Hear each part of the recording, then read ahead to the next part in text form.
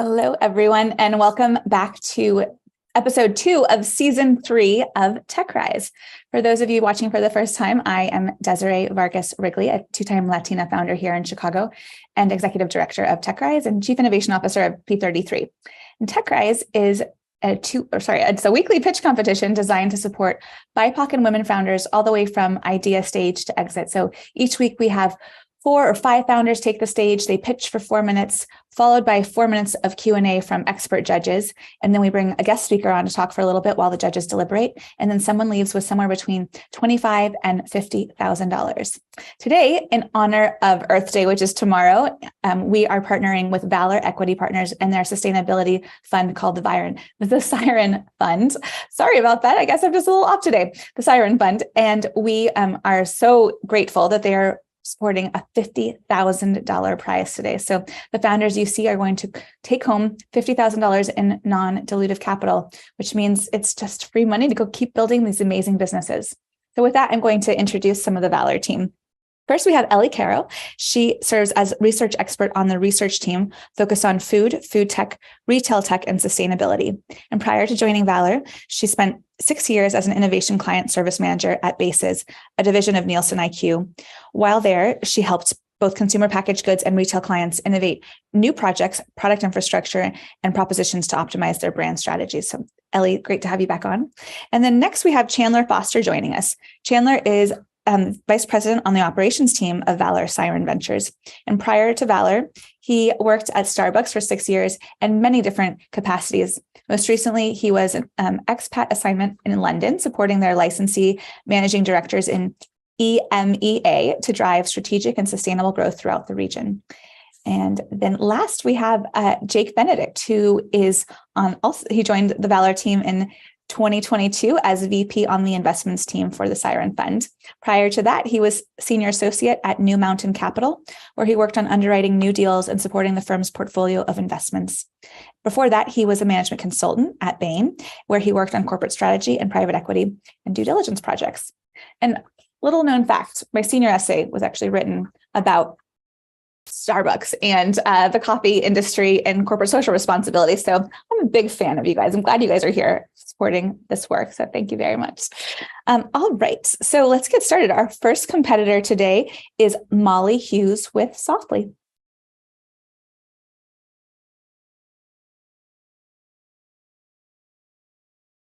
Great. We can see you and hear you. Now we just need to see the deck and I'll go off screen.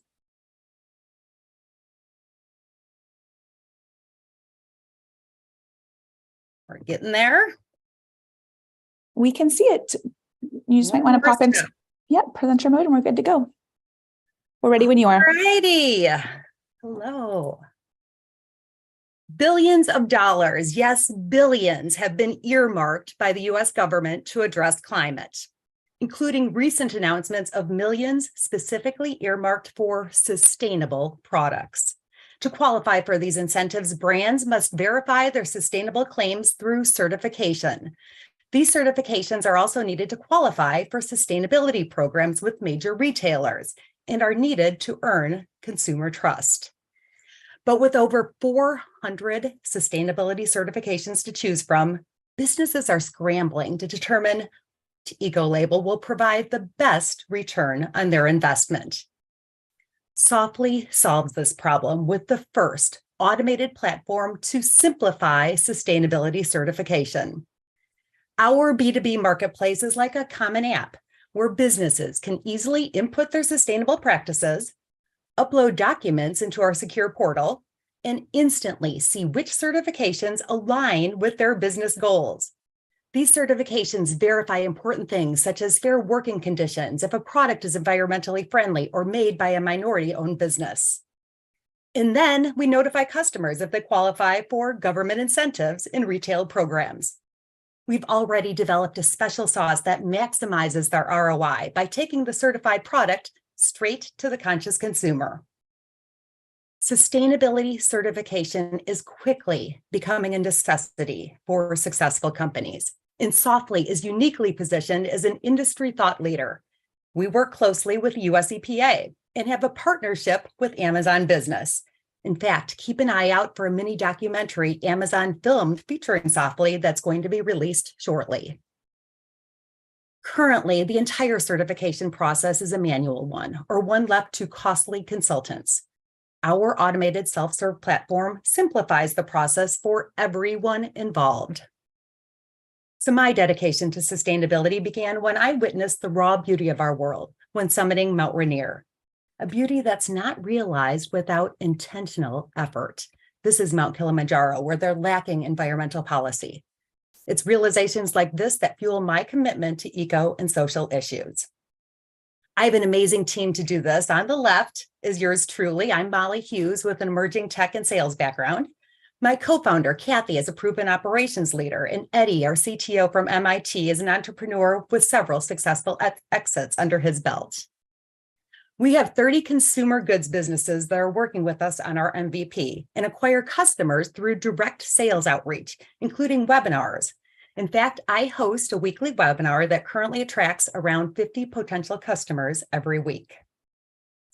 This SaaS platform is primarily fueled by businesses that pay us to use the platform, and certification organizations pay a commission when a business moves forward with certification. Here we've mapped our milestones and predict $4 million in total revenue in 2024, growing to near 40 million in 2026, with the 5-year value of a customer being nearly $17,000. Winning today would be a big deal to us, allowing us to complete the tech build of our platform and doubling our customer commitments to be ready for full market launch. This is a massive global market with opportunity exploding in the United States, an opportunity you're not going to want to miss out on. So why partner with us?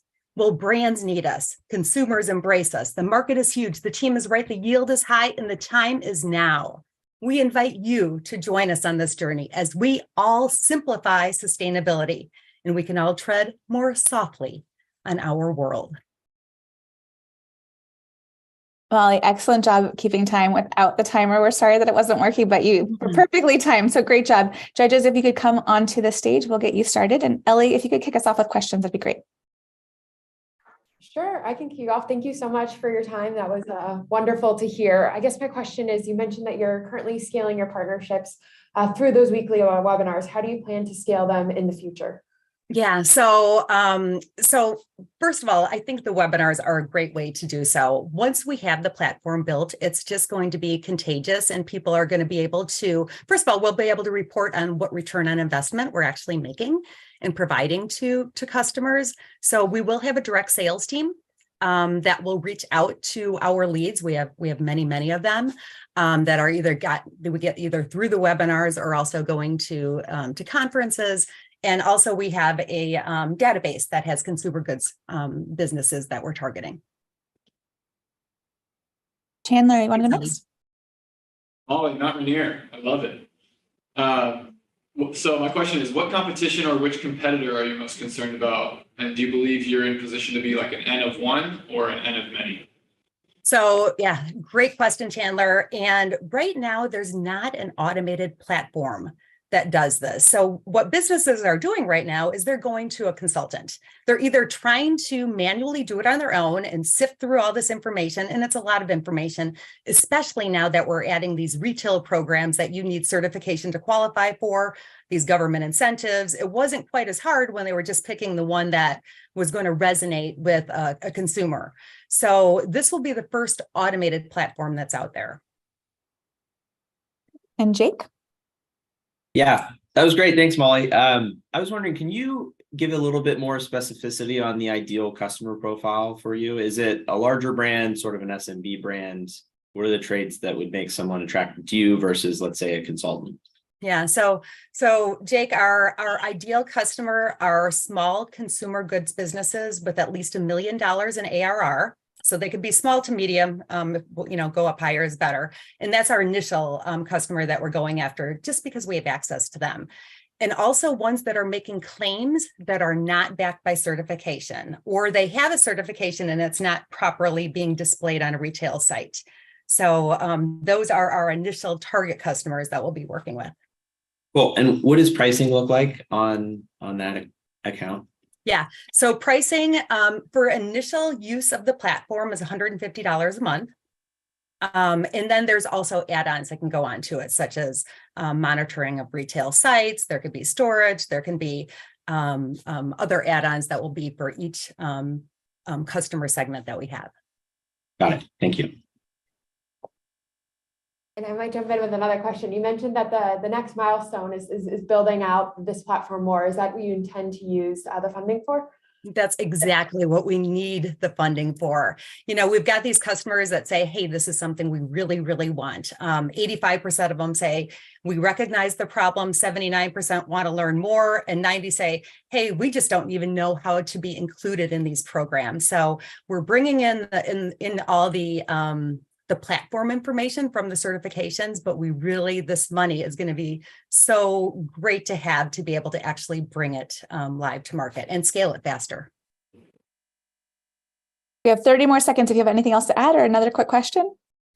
Well, I'd love to add more. So first of all, just thank you for the opportunity, Valor, TechRise, P33.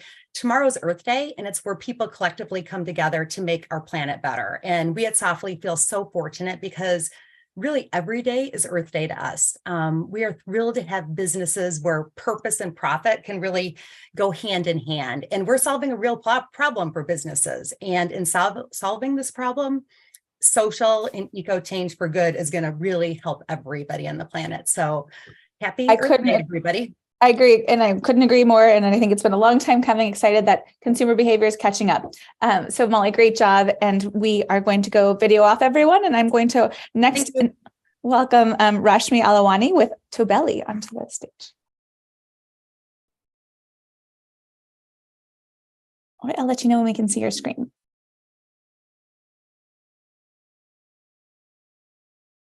All right, you look good to go.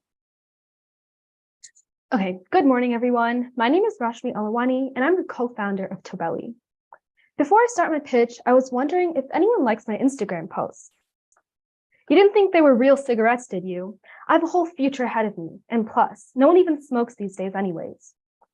That's because traditional tobacco use is down over 29% globally due to negative social perception and resulting legislature. And while the push for a smoke-free world is undeniably positive, a reduced demand for the tobacco crop could have dire consequences. Roughly 15 million farmers and the communities they support worldwide are not as eager to watch this plant disappear, as tobacco is a primary export of countries such as Malawi, the Dominican Republic, and Indonesia. Therefore, repurposing the tobacco crop isn't just innovative, it can offer a much-needed lifeline to the millions of farmers who directly rely on its production. Our company does just that. Tobelli is a venture focused on using discarded tobacco stocks for sustainable green product development. Our solution, the Tobelli film, is a novel bioplastic food packaging innovation. Using the scientific process of cellulose extraction, we're able to repurpose the cellulose found in tobacco stalks and produce a cling wrap that is not only food safe, but actually acts as a preservative packaging. Now, tobacco stalks are an excellent base for bioplastic since they're rich in cellulose and there's zero demand for them. Included underneath the selectively permeable plastic layer is a dry layer of natural preservatives that absorbs ethylene gas, which causes ripening.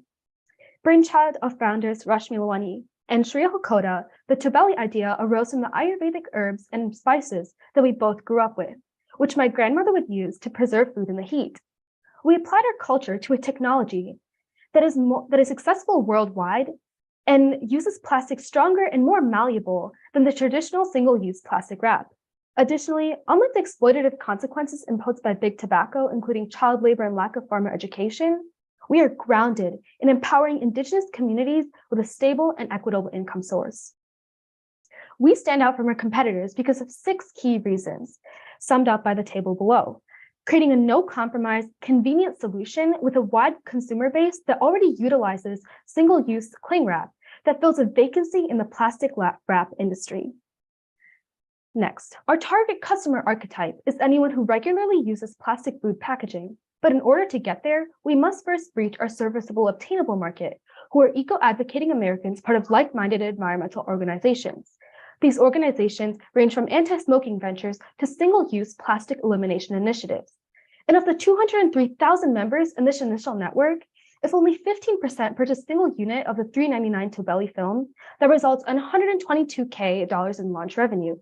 And if we apply that same 15% market share to a total available market, we're looking at a $3.6 million valuation, and that's yearly. With the 15K we've already acquired, we submitted a provisional patent and had our proof of concept validated by MIT, and we're investing in R&D endeavors to develop a minimum viable product. Within the next 18 months, this process entails working with the Material Sciences Lab at UIUC to produce the plastic film and prototype it using the blown film extrusion process, and to purchase a factory-grade machine. Our name, Tobelli, is a reflection of who we are. Not shying away from a novel tobacco plant and committed to eliminating waste, we hope you join us on our journey to revolutionizing food packaging, redirecting the tobacco industry, and taking one step closer towards a cleaner, greener world. Thank you very much. So punctual, so impressive. Rashmi, great job. And now the judges can come back on and you can stop sharing your screen. Chandler, you mind kicking us off? Yes, thank you so much. Nice job. Can you please share, when you are at the go-to-market stage, who you feel like your ideal customer will be? So the first customer, I guess, demographic we're going to target after we reach these like-minded environmental organizations, like I said, that are from the Chicago area that have already demonstrated an interest and need for these products, we first plan to target millennials and their younger generation. Because while anyone can use plastic wrap, these younger generations are going to be more receptive to this idea of sustainability and using something that is made from tobacco.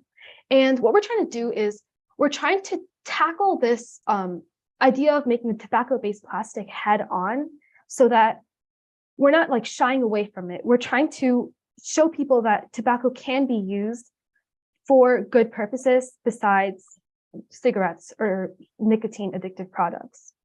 So those individuals will be your target customers, or those individuals will be the end purchasers, but you'll be selling into brands? And we're selling directly to the consumers. What we want to do is we want to see our products right next to the shelves, next to like Glad wraps or other food preservative products. Jake? Yeah, thanks. From a functional basis, have you tested the properties of the Tobelli wrap versus, like, let's say, traditional plastic-based wraps? So yes, I completed round 1 of the prototyping using eggplant stalks, since they're very similar to the tobacco in terms of like structure and biology. They're from the same family. You can test these with different weights and stretching them using different forces. And yes, the cellulose has a higher, thicker content than does traditional like Glad wrap or other plastic wraps. So yes, I have tested it. Got it. And so it's thicker, but performance is generally in line with plastic-based wrap. Yes, and the added component of the preservative compounds, it actually exceeds the performance of a traditional saran wrap. Got it. Thanks. Ellie? Thank you so much. I know you had a slide on this, but could you expand a little bit more on how your product is differentiated from other bioplastics? So when you typically think of bioplastics, you think wheat, banana, you think fruit peels. But when you look up the cellulose content or the amount that you can actually extract from these peels or rinds, it's only 17%. Tobacco has a 35% cellulose content per stalk. So this is a huge untapped resource that we're essentially paying farmers to take a hassle out of their hands, since they're typically burning them. So when you spin the cellulose into the bioplastic, you're creating something that's a lot more, that's single use, but it also can decompose given that it is a bioplastic. But using tobacco in itself is much more eco-friendly, and it's an untapped resource that you're essentially using to like create something that's never been done before. We have time for either one fast question. Go ahead. Great. Thanks. Yeah, just one more for you. I know you went into a bit of this broadly, but could you go into a bit more detail on precisely where you put the 50K first? So the first thing we want to do is we want to get into a private lab, because while we are partnering with the University of Illinois, if we prototype it at a university, we'd have to use the technology transfer process, which might not get approved. And while private labs are more expensive, it's what we need for the specific type of blown film extrusion machine, which essentially spins like the plastic into a giant bubble to create the saran wrap. And we want to use the funds to purchase that machine and use a private lab, as opposed to having like our legal rights like done for, like taken by university. I have to cut us off, but also please follow up with our team because we can help with this. So, all right, great job. And thanks, judges. And we're going to go on next to In Bold Print and Cierra Valor, obviously no relationship to the equity firm, and Ashley Pradhan. Hello.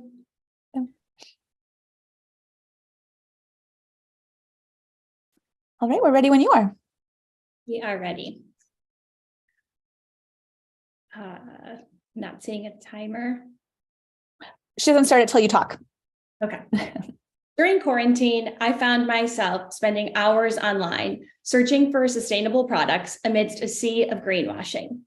Very quickly, it became so frustrating and time-consuming to sift through fine print everywhere and figure out if a product really was sustainable. All I wanted was something clear and simple that would tell me how sustainable a product was in bold print. So we set out to make that happen. Hi, I'm Ashley Pradhan, and I'm one of the 2 co-founders of In Bold Print. You can think of our platform as the TurboTax of carbon accounting. Companies today must disclose their carbon emissions, and there are 2 main reasons why. We like to frame this as the push and the pull. Regulators like the SEC are making it mandatory for public companies like Target to report their carbon emissions. They are pushing the Targets of the world to measure and disclose that information. On the other end, modern consumers are demanding transparency and seeking companies that really align with their values. They are pulling the Targets of the world to share their sustainability story and be better than greenwashing. That impact and that pressure runs deep, and it gets passed along to any supplier or vendor of a public company. If Target has to report their emissions, they need their suppliers to do so as well.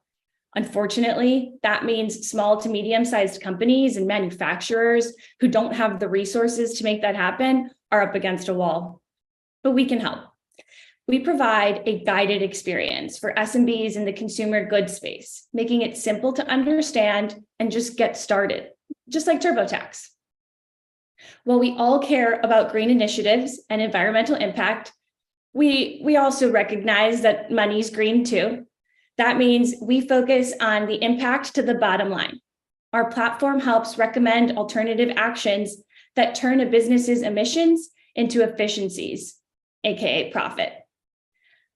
And finally, when they're ready, businesses can share the results with their stakeholders, whether by filing a report with the requesting party, Target, or sharing the emissions of their products with shoppers like me.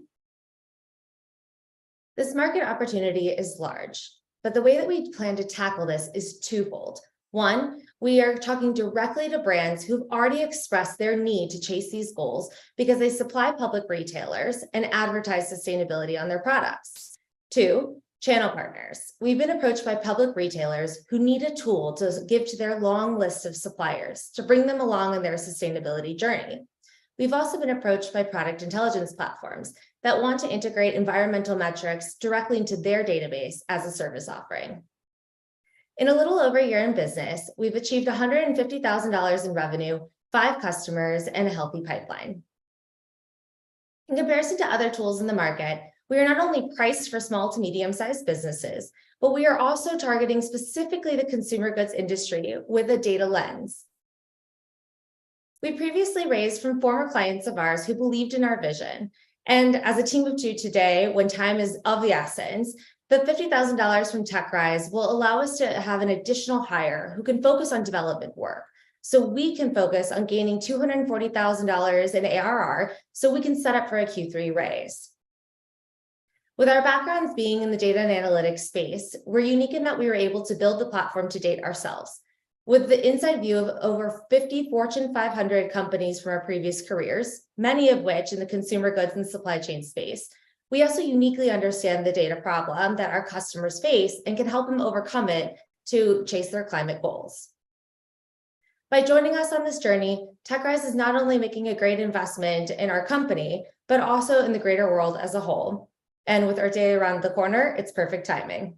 Thank you. Great job, ladies. All right, judges, you want to come on? And Jake, we're going to have you kick us off now. Cool. Great. Thanks, guys. Can you talk a little bit more about the data that is being ingested? I guess there's probably two pieces, like what is being input by the customer versus what you're pulling from third-party sources. Yep. So there's different areas that we have to make calculations in order to understand carbon emissions, but there's different data sources that we're bringing in. So first, we collect first-party data directly from the suppliers, really utilizing the ease of input with those TurboTax screens and experience. We then combine that information with data from the EPA and others in order to calculate those emissions in line with GHG protocol. Got it. And have you built the tooling for collecting the first-party data? Yes. So we, the whole platform is built in-house. The two of us have built everything. Okay, cool. Thanks. Ellie. Thank you so much. I know this is a complicated space with all the regulations going on. Can you talk through, have you thought through any partnerships with any other frameworks or standards to help verify the data? So right now we're built off of GHG protocol. We're also in an accelerator and they are working to help us acquire the proper certifications.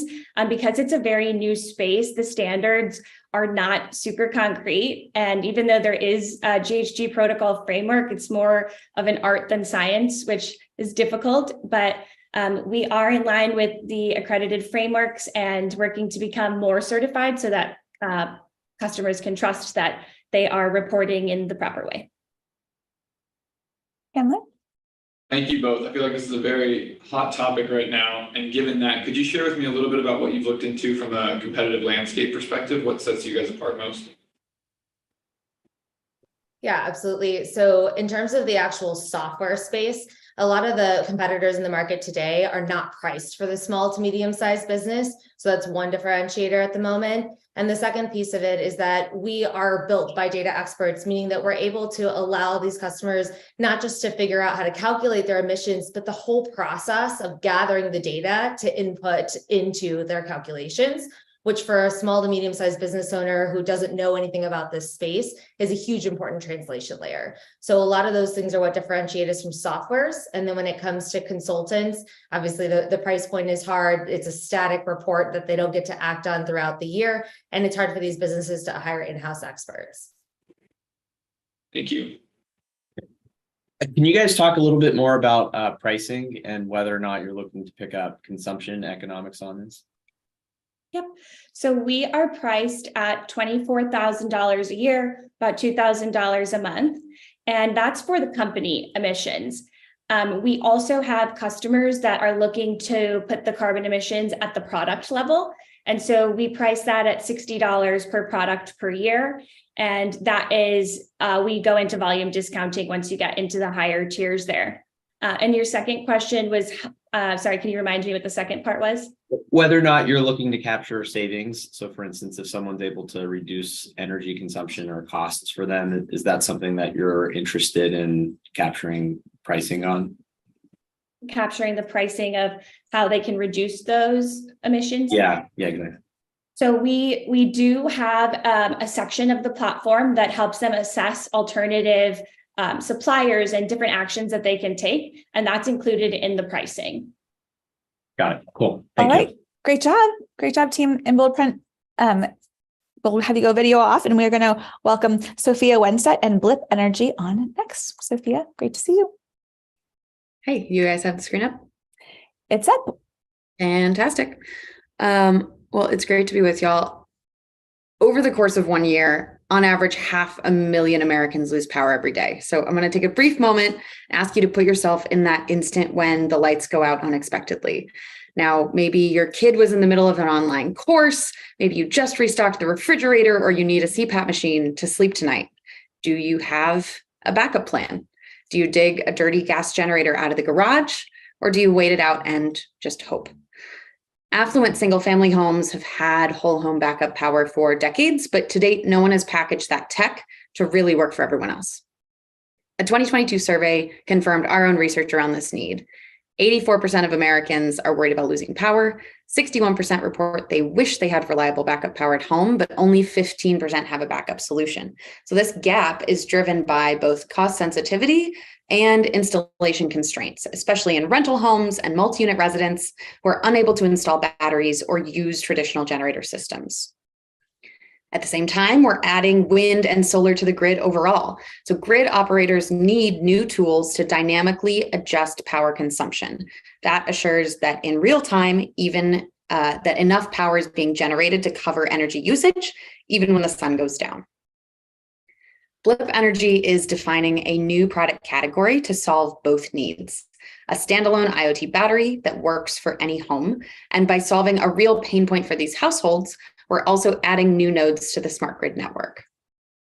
Our affordable, self-install portable power station plugs straight into a standard wall outlet and provides enough battery capacity to run a fridge for 1 to 2 days, a CPAP machine for a week. And the smart platform can intelligently switch between charging or using the battery based on real-time electric rates or rooftop solar production. Beyond home benefits, these distributed batteries provide another tool to manage residential energy demand, participating in grid balancing and demand response programs, as well as aggregating behind-the-meter energy data. Because Blip doesn't require professional installation, new wiring, permitting, or permission from your landlord, we can rapidly retrofit existing buildings. To capitalize on grid value, we're strategically saturating key geographic markets. So we're targeting end users through channel partnerships, and we've acquired letters of intent in these channels to account for our first 5,000 units of product, which is $5 million in customer lifetime value. By unlocking the untapped side of the market, that 61% of US homes that want backup power at home, we're actually expanding the energy market and have our sights on international opportunities as well. We selected our beachhead markets in dense urban areas with favorable energy policy, high energy costs, and significant outages. As we expand, we'll leverage electric utility reach to scale, and we're proud to have Nicor Gas as the first utility that's invested in us. The home energy market is crowded, so why hasn't anyone solved this problem so far? We differentiated by taking a step back to design for what households really want and need today. And by going deep on energy system value, we're able to leverage those revenues from smart grid services and behind the meter data to keep hardware costs low for households. Really, we've differentiated by taking a ruthlessly human-centric approach to understand what really matters. I worked as a home energy product manager at Tesla. I saw great but inaccessible technology, and I have a background in building IoT consumer products like Roomba. My co-founder Chance has all the context our hardware sits in and understands how to integrate with utilities and federal and state policy. Blip has 2 planned pilot deployments in the next 12 months, but these are subject to the timing and logistic constraints of our partners. With the $50,000 from this prize, we'll be able to launch our own in-house beta test here in Chicago to begin gathering field data on our own terms. The power will go out, and we are working to ensure that everyone has access to backup power and to build a better, smarter grid for us all. And I hope that you'll join us in that journey. Thank you. Great job, Sophia. And stop sharing and we'll have the judges come on. Ellie, will you start us? Thank you so much, Sophia. Can you talk a little bit through your sales structure? So is it going to be direct to consumers? Is it through other energy partners? That'd be great. Yeah, so we're leveraging a B2B2C model. So we're working with channel partnerships. Right now, we're testing whether we have 2 sort of primary channels outside of utilities. So solar, which is both rooftop and solars, and community solar programs. And then property management, which is property developers and managers. We have a few in our pre-seed investor group. So we would be in those 2 channels. It looks a little different. For community solar, we would be adding Blip when folks sign up for a community solar program, basically adding Blip as an add-on, doing a subscription model and potentially on-bill financing. In the property channel, managers and developers would be purchasing hardware at a one-time cost as they would for any other appliance in the building. And that's how they're thinking about marketing it. Being able to say, all of our units have in-unit laundry, and they also have a smart battery in case the power goes out. Because even buildings with a battery backup, it's primarily hallway lights, making sure no one gets stuck in the elevator. They're not powering the entire circuit of every unit in the building. Chandler. Thank you so much, Sophia. Can you speak to us a little bit more detail on your pricing strategy for those different channels? Yeah, absolutely. Yeah, thanks. Yeah, so we're targeting an $800 price point for the one-time hardware sale model. That's about a third what a same-size camping battery would cost. We're able to really lower the margin on the hardware and offer the hardware at a low cost by leveraging the recurring revenue around grid services. So we don't have to do the 5x COGS sort of direct margin calculus. In the subscription model, we're looking at a $20 a month leasing model, and there will be a cost share on the CapEx with the community solar provider so that we aren't on the hook for the entire cost of building the product while we recoup it with the subscription model. Cool. How far in are you on figuring out your bill of materials, and what does the cost look like on where you're at with that? Yeah, our long-term scale cost is looking at $350 per unit. So that would be also leveraging second life batteries as a source of our cells, which I would love to dig into more, but we have an opportunity there to develop some internal circularity, especially with solar developers who are decommissioning load balancing stations. So that would be a $350 COGS and a $500 unit price. Right now in short runs, we're looking at breaking even on about an $800 to $1,000 unit price. Got it, cool. And are you using a co-man to put together the battery? Yeah, so we are, especially with the second life cells, we're sort of deconstructing to the cell level, testing and binning those, and then reconstructing them with a BMS. We are right now building in short runs at MHub, but we're interviewing right now manufacturers who can do final assembly here in the States. Cool, thanks. Yeah. We have time for one more quick question if there is one, or if not, Sophia, you can add any additional comments. Just to get real for a second, Sophia, what's been the biggest challenge for you and your leadership team so far in starting this? Yeah, I mean, getting real, honestly, supply chain over COVID really threw us. I think, especially coming from iRobot and Tesla, I have experience building consumer products with the clout of a multinational company behind me. So we actually had to redesign our BOM to take advantage of electrical components that we could actually get our hands on. So that has been a really big challenge for us to overcome. That's one of the reasons we joined the MHub cohort, and they've been really helpful in that for us. Great job, Sophia. Thanks so much. Thank you. Thank you, judges. Okay, and last but not least, we have Tayyaba Ali with Tikal. Good. All right, we can see everything, so we're good to go when you are. Perfect. Hi, my name is Tayyaba. I'm the CEO and co-founder of Tikal. We started this company because it was too difficult to reinvent the wheel. So we decided to reinvent a $1 million industry instead. So now it may seem crazy, over the last decade, Chicago has become infamous for having the highest PFAS and lead levels in the country, a problem that's escalated due to improper and inconsistent testing and the current climate crisis. But this is a nationwide problem because 1 in 3 Americans are drinking contaminated tap water, and chances are that may be you. So in order to prevent the next major health crisis, we've pinpointed 3 main areas of overlooked interest. A $4.8 billion demand for the detection and tracing of emerging contaminants by local governments for both privately and publicly owned municipalities, especially as the EPA passes new regulations on previously untracked contaminants. And while I'm sure everyone here is pro lead pipe replacement, nearly $2 billion of hard-earned taxpayer money will be spent improperly due to the inaccurate identification of lead service lines. This means more inconvenient construction and increased traffic. But the expenses go way past infrastructure because it's also affecting human health, with over $78 billion being spent annually on healthcare costs from direct water contamination exposure. Yet there's no self-adaptable, field-deployable solution on the market that can simplify this testing process, which is why my team and I have worked tirelessly to create INTI, the market's first patent-pending platform powered by machine learning, capable of identifying water contaminants right off of your phone. And the process is very simple because We value making tech that makes sense. So all you do is collect a sample, place it in our system, and get real-time results. Our algorithm can be rapidly trained to identify new contaminants in just 2 weeks, letting stakeholders make quicker and more informed decisions to keep our community safe. So the science behind INTI is actually based on Raman spectroscopy. It's a very well understood method used in almost every industry, from forensic all the way to food safety.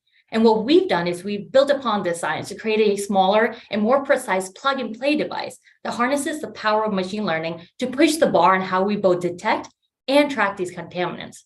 And this includes alternative forms like INTI Pipe, a retrofitted option designed to be attached to any water pipe for regular autonomous testing.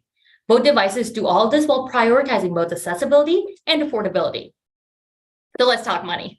INTI costs just 1/3 of the similar level industry equipment, a price we achieved due to in-house manufacturing. All our products follow a razor and blade subscription method. So for example, the baseline Minty hardware is sold for $250 roughly for every full panel test, and it's only $24. This is compared to the $50 to $190 price tag for similar lab services. And so my co-founder and I are actually engineers with over a decade worth of experience in product development, VC analysis, and with governmental agencies such as Homeland Security and the Department of Defense. So we understand a thing or two about working in very, very boring industries. But on top of that, we are very grateful to have an advisory panel with a variety of experiences in many sectors. And with their support and guidance, we hope to successfully launch our first pilots of the INTI platform this very summer. And we are currently finalizing 4 contracts across the Midwest, with our most exciting lead being a privately owned municipality in Southern Illinois. The $50,000 from this competition will allow us to expand our existing testing panel to not only successfully complete these pilots, but also use that momentum to close our $250,000 seed round. So at the end of the day, while we may not have been able to reinvent the wheel, we are working to create a world where water contamination is no longer a looming threat. Thank you so much. Great job. Apologies, I'm mispronouncing your name at first, but wonderful job. And judges, and Christian, welcome to the stage too. Can we have Chandler kick us off? Yes. Could you share with us a little bit about what you're going to be doing first with the 50K? Yes, of course. So our Christian, if you want to pull up that slide, our $50,000 will be spent on developing a further testing panel. There you go. So we already have a provisional patent in place. We are currently trying to file our utilities patent, which will cost roughly $10,000 additional dollars. On top of that, a lot of it will be used for R&D, specifically for the expansion of our testing panel to prep for those upcoming pilots, which is where additional $10,000 will go. On top of that, we want to make sure that, yes, we're testing our devices, but we also want to have third-party testing. It also helps build up that credibility. So we want to go for NSF certifications as well as local university-based third-party testing, which is $25,000. And finally, marketing takes a little bit of money, and so does attending all these trade shows and conferences, where the last $5,000 will go. Thank you. Of course. Jake, you want to go next? Yeah. Can you talk a little bit more about what happens in the in-pipe hardware versus the phone?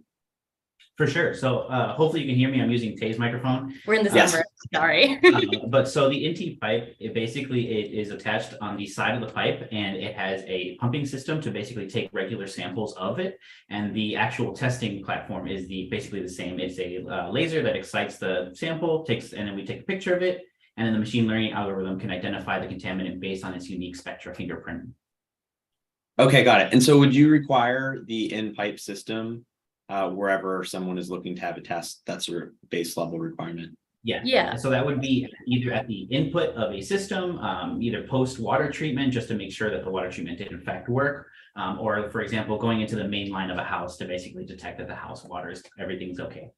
Got it. And that could be either retrofitted or designed in a new build. Yep. So that's the perks. The main technology is very small. It's compact. So we can put this in multiple form factors. One of those form factors is going through piping, which is how we can geomap contaminants really quickly. Besides that, we do have a mainline piping system, which is the INTI pipe, which we showed. Got it. Cool. Thanks, guys. Ellie. Awesome. Thank you so much. I know you mentioned that there's lab testing. Are there any other competitors within the space? Yes. So we do have a few competitors. Most of our competitors are either limited due to adaptability, especially because we are using machine learning. We can quickly add more contaminants, which a lot of our competitors can't do because it's more built in locally. The closest competitor, which we found, especially in the municipality area, is Hatch.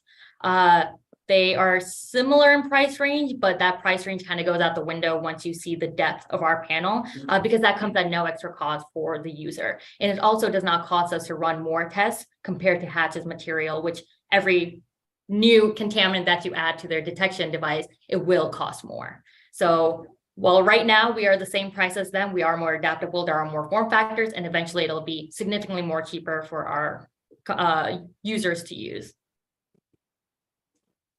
Can I ask you just one more in terms of a bit more detail on your unit economics, especially at scale, like from a price point, but then also can you speak to your costs?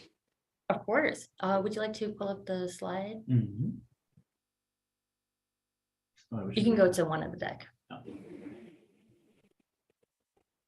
Yes. So for our razor and blade model, it's $250 for the initial base technology. This is for Minty specifically, because that's the first one we're taking to market. For a panel test, regardless of how many contaminants it is $24 flat. And we will continuously add to this panel. And since all of it is done by machine learning, it doesn't cost us extra. Right now, that is an 86% profit margin on our hardware, which is higher than most industry standards. And for the razor and blade, our profit margins are roughly 50%. Thank you. Great job. We have a couple more minutes, or a couple more seconds, if you have any last thoughts. Yeah, I just want to say that water is critical for human survival, and we are limited to our freshwater resources. But regardless of how today's competition goes, we want to personally thank all of the companies that are here today for their hard work in combating the climate crisis and their effects on the community. And we hope that we can all work together to continue solving these problems way past Earth Day. So thank you on behalf of Tikal for all the support. Well, thank you very much.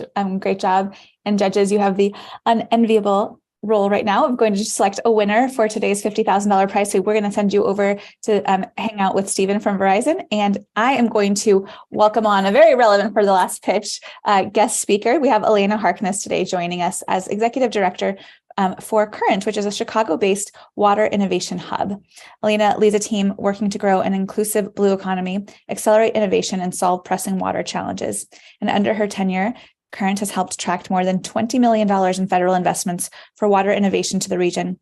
She helped launch the real-time water quality monitoring tool for the Chicago River and supported the commercialization of more than a dozen water startups. So welcome back to the stage, right? Or first time maybe.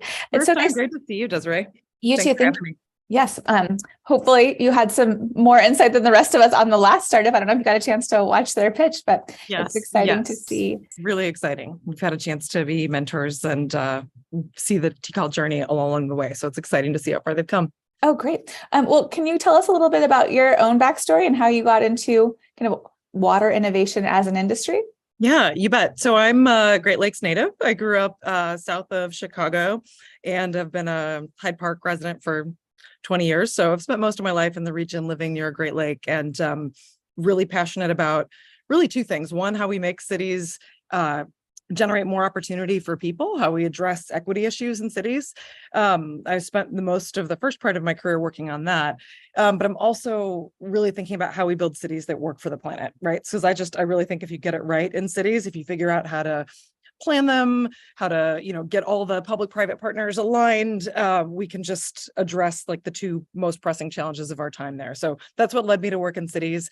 I spent the first 10 years of my career in philanthropy. I worked at the MacArthur Foundation and the Chicago Community Trust. So saw the power of sort of civic collaboratives and what can happen when we get our industry leaders together with entrepreneurs and people with great ideas to solve big problems. And the opportunity to lead Current was really my first time working deeply in the water space, but just a continuation of my interest in how technology and innovators and entrepreneurs can really, do those things, create better opportunity for people and a healthier, more sustainable planet. Yes, well, thank you for the work. I know that generations of Chicagoans and other Great Lake citizens will probably benefit from this work, but hopefully internationally too. I'm curious if you can talk, and I'm going off script because I always do, if you don't mind. Can you talk a little bit just about how the Midwest is uniquely positioned to be a leader in this topic? I mean, of course we have the Great Lakes, but like what other resources or what makes our region so ripe for this kind of innovation? Yeah, that's such a great question. I think often we can rightly get fixated on the water resources themselves, right? We've got like 90% of North America's fresh surface water right here in our front yards in Chicago. It's an incredible opportunity for us and a privilege that we need to be really careful as we think about how to steward it. But when we think about water innovation and companies like Tikal or the many others that are in the region, the reason the Great Lakes are a great place to do water innovation is because of our economic assets. We have research universities, we have national labs, very diverse talent pools. You know, Chicago is a great example of having diverse headquarters companies, all of whom have water risk in their business, right? So everybody is facing this in different ways, whether it's water quality or quantity and availability.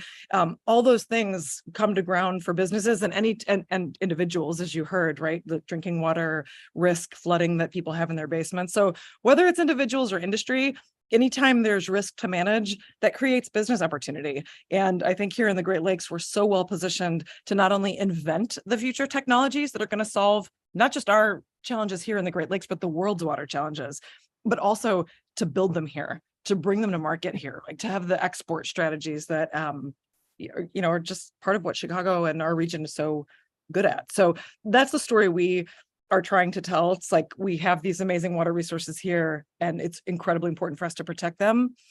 At the same time, when we think about the resilience of the country, the future of sort of reindustrialization of the Midwest and the nation, really, there's just a lot more we can be doing to invest in water innovation and making our region the center of that.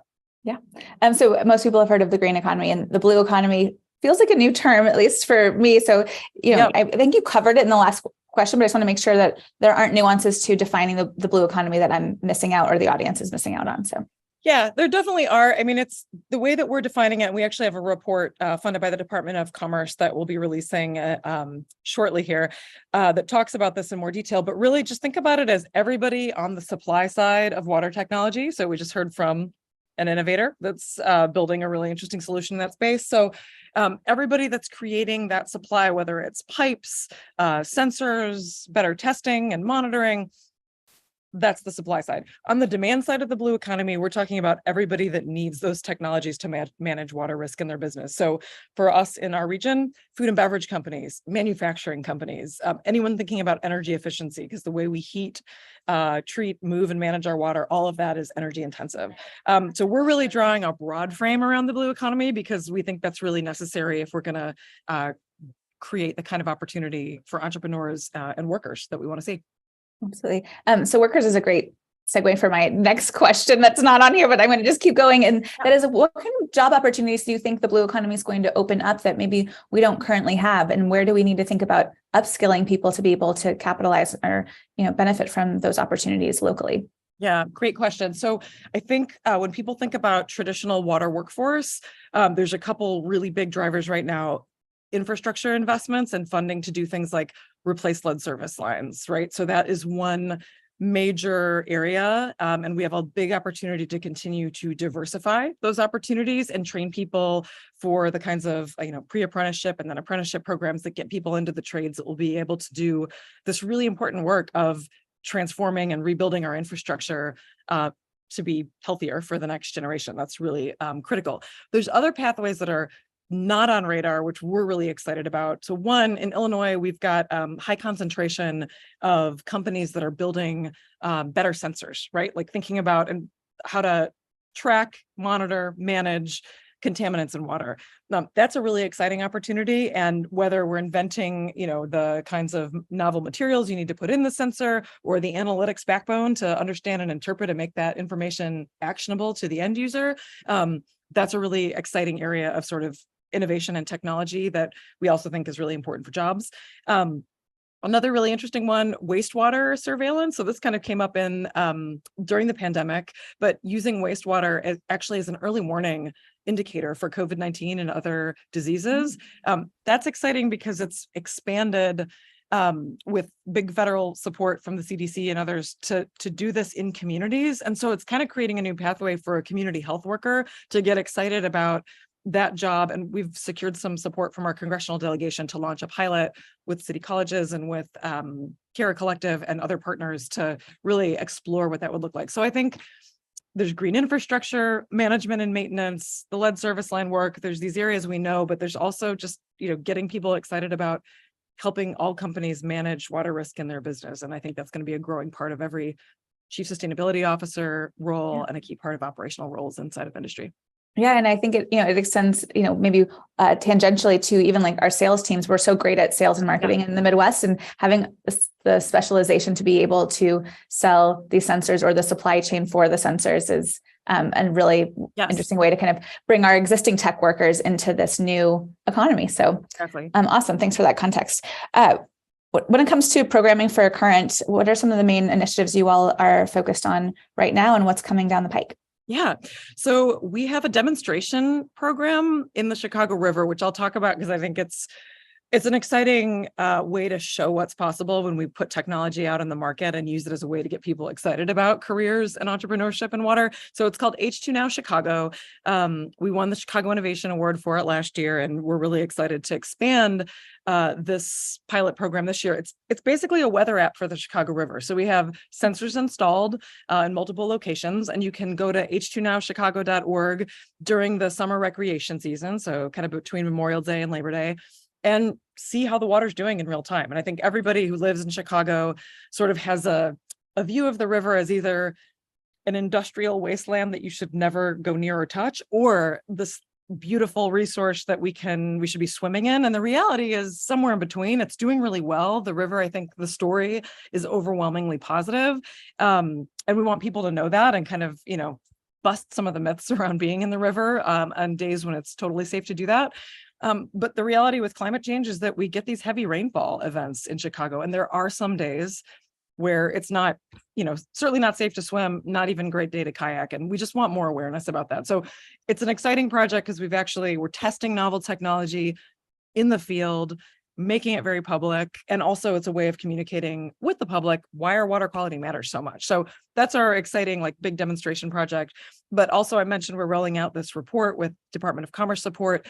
We're rolling straight into implementation. So we've already started to raise funds for workforce development training programs with partners, for inclusive entrepreneurship pathways, to start to explore an accelerator program that will help knit together resources like TechRise, like MHub. You've heard about many of the great resources we have for tech entrepreneurs in our city, and we want to really do more to lift up the partners and projects that are really bringing water solutions to market faster. And then we'll be trying to expand our pilot demonstration sites as well. You heard Tikal talk about the importance of getting pilot sites and installation with utilities and other partners to demonstrate that their product works and to start to build some traction. A big part of what Current does is try to do that matchmaking, help make those connections, whether it's to utility or industry pilot sites, and to help try to get funding for those companies to do that. So those are that was actually gonna be one of my questions. And that is that, a small company or a startup, it's so hard for us to get in the door sometimes and find the right people. So helping navigate who you should talk to about a pilot to just be able to prove out some of these incredible technologies that we saw. I know they weren't all water, but we need more people doing exactly what you're talking about. Okay, so we just have a couple seconds left. Is there anything left that I didn't cover that I should have asked you before the judges come back on? I'm just really excited to be building stronger connectivity with all the partners in our region that are really focused on inclusion and growing a more inclusive entrepreneurship and innovation ecosystem here. It's really gratifying to me. I've been working in the space a long time, and I think that is one of Chicago's most competitive advantages, right? The diversity of our talent, the diversity of our founders, and the diversity of the companies here, frankly, that make our economy so rich and resilient. So I'm thrilled to be here. Exciting to see tech companies working on water in the mix. It's a great start to kind of Earth Day weekend and Climate Week. So thanks for inviting me. Great to be a partner. Well, we're so happy with what you're building, and so I'm grateful for the resources you've been able to bring to our city and to our region, and I'm excited to be a partner moving forward. Hopefully we'll have a water tech or blue economy TechRise solely for that topic later this year. Look forward to it. Yep. All right. Well, it sounds like the judges are back and they're going to announce a winner. So judges, you want to come back on screen, and founders, you too. And who's announcing our winner today? Ellie, you are? Great. Let's see if everyone's on. Looks like it. Okay, ready when you are. Awesome. I will kick us off from the Valor side and just wanted to first say thank you all so much for your time and your pitches. Sustainability is such an important topic, and it's just exciting to see all of your passion and hear the pitches. It's just a wonderful thing. So I will start with our runner-up, and our runner-up was in bold print. So thank you. And I have the great privilege of announcing our winner, which was Blip. So thank you again, all, and I really enjoyed today. Well, thank you so much. Sophia, did you want to say anything? Yeah, I mean, I really, really appreciate it. It's really hard to be a hardware company, but one of the things that makes me excited about Blip is that we live in a physical world. If we want to make change and give endpoints for all of these cool software companies that are going to fix the grid and do all these amazing optimizations, at the end of the day, we have to build physical things for humans to interact with. And so I just really appreciate it.